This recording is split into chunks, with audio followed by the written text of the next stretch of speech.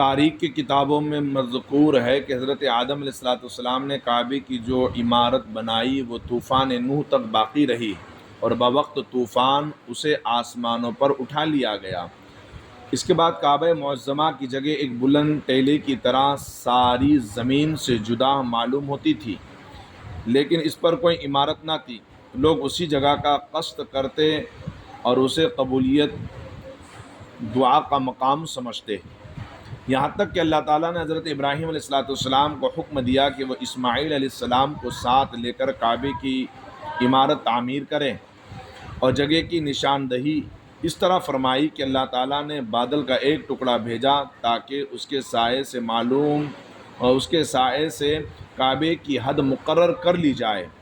پھر حضرت جبرائیل علیہ السلام نے اس سائے کی مقدار خط بھیج دیا، اور حضرت ابراہیم علیہ السلام نے اس خط پر یہاں تک زمین کھودی کہ حضرت آدم علیہ السلام کی بنائی ہوئی عمارت کی بنیاد ظاہر ہو گئی۔ پھر اسی بنیاد پر حضرت ابراہیم علیہ السلام نے عمارت کی تعمیر شروع فرمائی۔ چنانچہ حضرت اسماعیل علیہ السلام پتھر لاتے اور آپ علیہ السلام ان پتھروں کو گار سے جوڑ کر لگاتے جاتے۔ جب عمارت آدمی کے قد جتنی بلند ہو گئی تو آپ علیہ السلام کو ایسی چیز کی ضرورت ہوئی جس پر کھڑے ہو کر تعمیری جاری رکھ سکے۔ چنانچہ حضرت ابراہیم علیہ السلام نے حضرت اسماعیل علیہ السلام کو حکم دیا کہ وہ ایک ایسا پتھر لائے جس پر کھڑے ہو کر میں تعمیر کا کام کر سکوں۔ حضرت اسماعیل علیہ السلام پتھر کی تلاش کے لیے جبل ابو قبیس پر تشریف لے گئے۔ راستے میں حضرت جبرائیل علیہ السلام ملے اور کہا کہ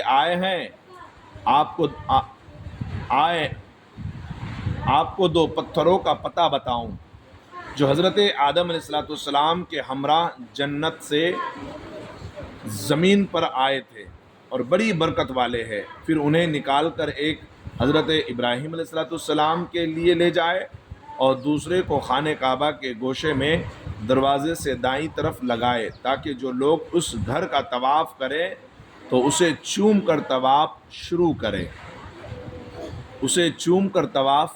کرے۔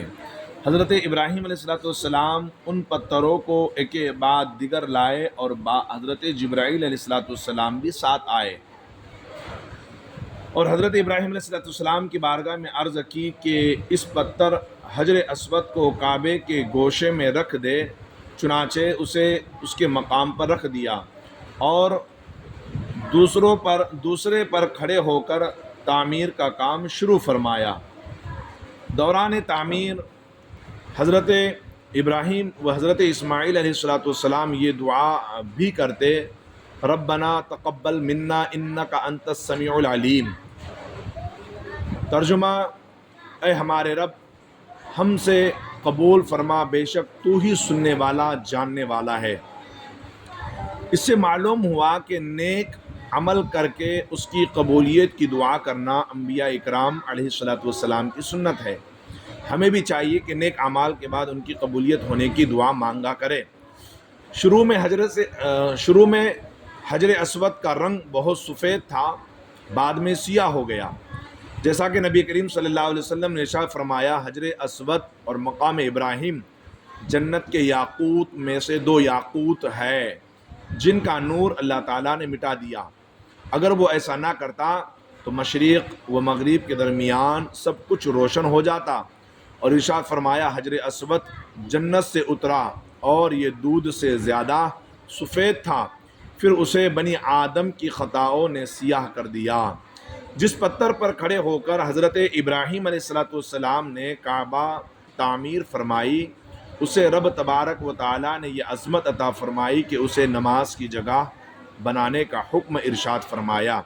چنانچہ قرآن مجید میں ہے: وَاتَّخِذُوا مِن مَّقَامِ إِبْرَاهِيمَ مُصَلًّى، ترجمہ کنز ایمان۔ اور اے مسلمانوں، تم ابراہیم کے کھڑے ہونے کی جگہ کو نماز کا مقام بناؤ۔ مقام ابراہیم کو نماز کا مقام بنانا مستحب ہے، اور ایک قول یہ بھی ہے کہ اس نماز سے طواف کے بعد پڑھی جانے والی 2 واجب رکعتیں مراد ہے۔ نیز اس آیت سے معلوم ہوا کہ جس پتھر کو نبی کی قدم بوسی حاصل ہو جائے وہ عظمت والا ہو جاتا ہے۔ سبحان اللہ۔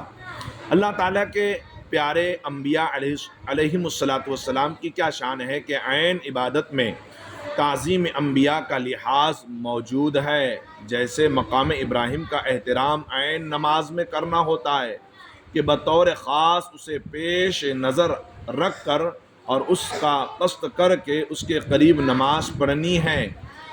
دوران نماز تعظیم انبیاء علیہم السلام کے اور بھی دلائل ہے، جیسے ہم نماز میں نبی کریم صلی اللہ علیہ وسلم کو مخاطب کر کے سلام بھیجتے ہیں اور درود ابراہیم بھی پڑھتے ہیں، اور یہ بات ہر مسلمان جانتا ہے کہ درود اور سلام تعظیم کی ایک صورت ہے اور تعظیم کے ساتھ ہی پڑھنے کا حکم ہے۔